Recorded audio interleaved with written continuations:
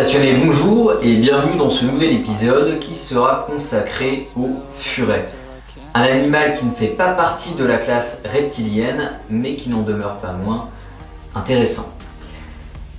On sait aujourd'hui que depuis de nombreux siècles, le furet comme animal domestique est présent en Europe du Sud, avant tout dans la péninsule ibérique et en Italie. La souche est le putois européen, soit le Mustela putorios, de la famille des Mustelidae et du genre Mustela. Des furets vivent aujourd'hui encore à l'état sauvage en Sicile ainsi qu'en Sardaigne. Le furet, soit le Mustela putorios furo, est la forme domestiquée issue du putois qui a vu le jour après une sélection faite au long des siècles pour remplir une tâche existentielle, chasser le lapin de Garenne et le rat. Quand on chasse au furet, on dit fureter. On fait pénétrer ce dernier dans le terrier du rat ou du lapin qui, une fois débusqué, filera vers la sortie où il sera alors attrapé. Mais dans certaines régions, cette méthode de chasse n'est plus vraiment utilisée car les lapins ont été entre-temps décimés en grand nombre, notamment par les maladies. Ne sont à proprement parler et désignés sous le nom de furet que les animaux qui, par mutation, sont devenus albinos. Ces derniers sont nés sans aucune pigmentation et donc un pelage blanc et des yeux paraissent rouges car la rétine est également dépourvue de pigments.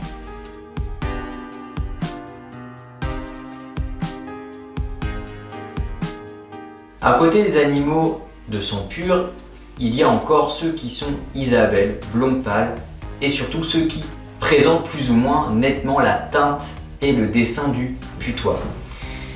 Ces furets fauves ou couleurs du putois sont issus de croisements avec le putois et sont appelés furets putoisés. On a obtenu ces dernières années, par une sélection poussée, d'autres variantes aux teintes nouvelles et au pelage de longueurs différentes. Tous ces furets ont en commun non seulement le fait d'avoir des yeux noirs, mais d'être aussi plus grands et plus forts que les versions albinos. On trouve mention du furet dans des livres très anciens, mais au Moyen-Âge, on les élevait dans le but utilitaire d'assister le chasseur. Le premier témoignage fiable d'ailleurs sur le furet nous vient du géographe grec Strabone, qui semble avoir vécu entre 20 et 60 après JC. Il fait tout simplement le récit d'une chasse au lapin à l'aide de furets sur les îles Baléares.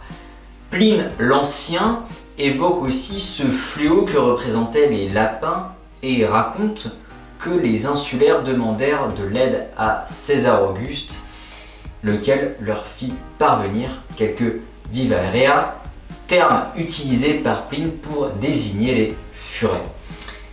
Il semble que le furet ait été également utilisé pour la chasse aux lapins en Espagne à l'époque de l'invasion arabe.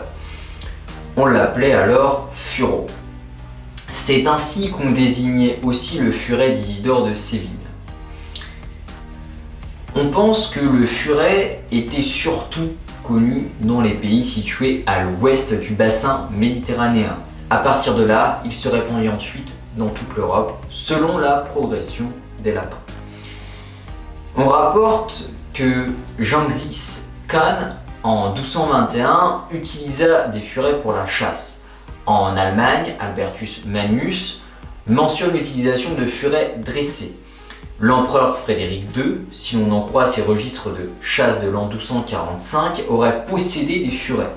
En France, vers la fin du XIVe siècle, un dessin dans un registre du comte Gaston Phébus montre une partie de chasse avec un furet qui porte une muselière. En Angleterre, la première mention qui en est faite remonte à 1223 et c'est dans un poème de John of Lydgate de 1421 que l'on trouve la plus ancienne évocation d'un furet albinos. Un registre de chasse hollandais du XVIIe siècle fournit par d'amples informations sur la chasse au lapin. À l'époque, on pratiquait déjà sciemment une sorte de régulation du nombre de lapins, capturés vivants grâce au furet et en ne relâchant par exemple que les femelles d'un bel aspect. Les furets firent leur apparition aux États-Unis vers 1870, en Australie en 1887 et en Nouvelle-Zélande en 1897, avec là encore pour mission l'extermination des lapins. Mais à vrai dire, bien que s'étant bien établis et répandus, ils ne purent venir à bout de ce fléau. En revanche, ils comprirent très vite qu'il était plus simple d'attraper les poules de la ferme que de chasser le lapin. Et c'est ainsi qu'ils devinrent eux-mêmes une véritable plaie. Il faut savoir que les soins à prodiguer aux furets sont comparables à ceux que l'on donne aux chiens et aux chats. Comme eux, il s'agit d'un carnivore. On peut d'ailleurs le vérifier suite à sa dentition avec ses 34 dents, parmi lesquelles des imposantes canines. Il faut être conscient qu'on fait entrer dans la maison un carnassier qui a donc besoin chaque jour d'une nourriture carnée.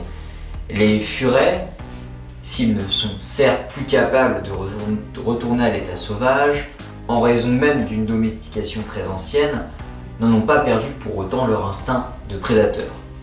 Les hamsters, les cochons d'Inde, les lapins et les perruches ondulées sont des potentielles proies pour eux, notamment lorsqu'ils partagent tous le même territoire.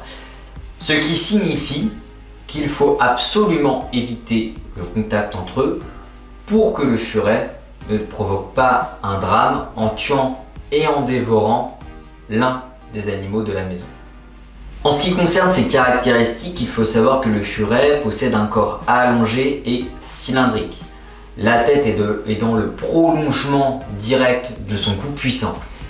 La queue est bien fournie et mesure à peu près la moitié de la longueur du corps. Ce plantigrade court sur pattes et d'une extraordinaire mobilité. Le corps, quant à lui, est tellement souple qu'on a l'impression au toucher de tenir un animal dépourvu de squelette. Des griffes puissantes non rétractiles lui permettent même de creuser.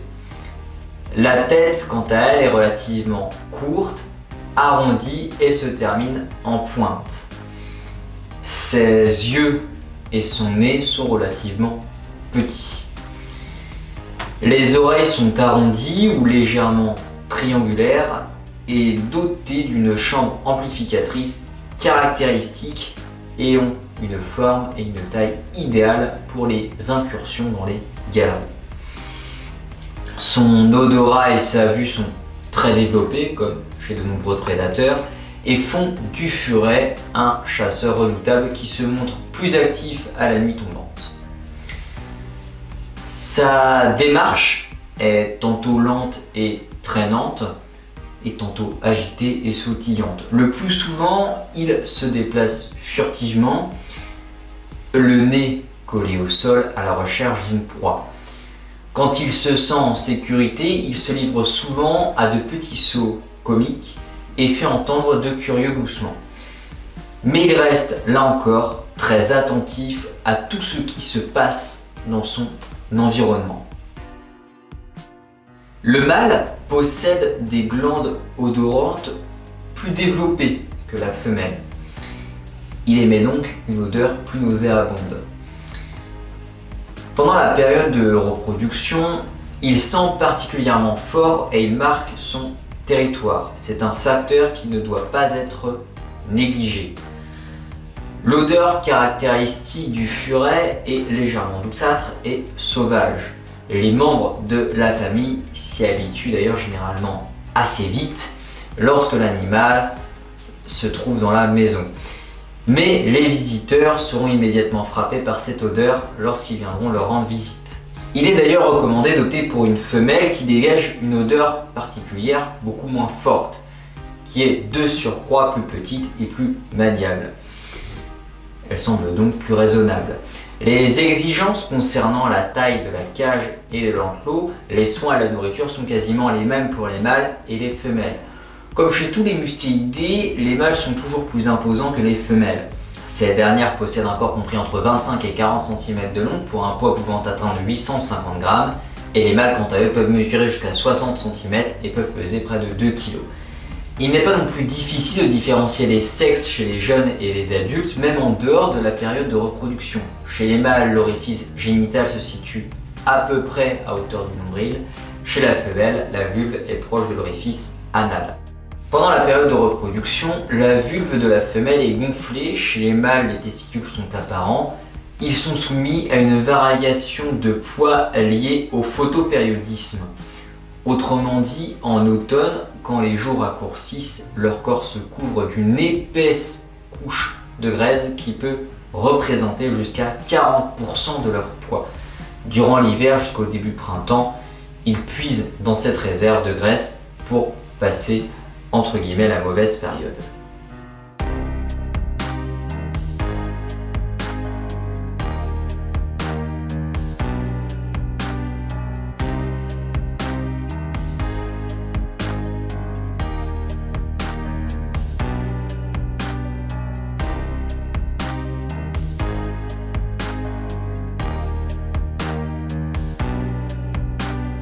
La première question que l'on doit se poser après s'être décidé à accueillir un furet chez soi est de savoir si ce doit être un mâle ou une femelle.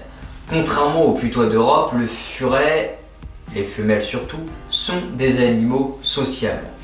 Quand ils sont tout seuls, ils se montrent très vite dociles envers l'homme. Mais ce dernier ne peut à vrai dire se substituer aux animaux pour répondre aux besoins de sociabilité qui sont les leurs. Si vous avez donc la possibilité, il est recommandé de faire l'acquisition de 2 furets. 2 animaux ne demandent d'ailleurs pas beaucoup plus de travail. C'est important de le souligner. Bien, ainsi s'achève cette description. J'espère qu'elle vous aura éclairé sur le sujet des furets. Alors pour celles et ceux qui resteraient sur leur faim, sachez que vous pouvez retrouver le contenu de cette vidéo sur mon site internet. Et pour les personnes qui auraient d'autres questions, vous pouvez évidemment me contacter sur les réseaux sociaux, les liens sont d'ailleurs en description. Sur ce, portez-vous bien et à bientôt.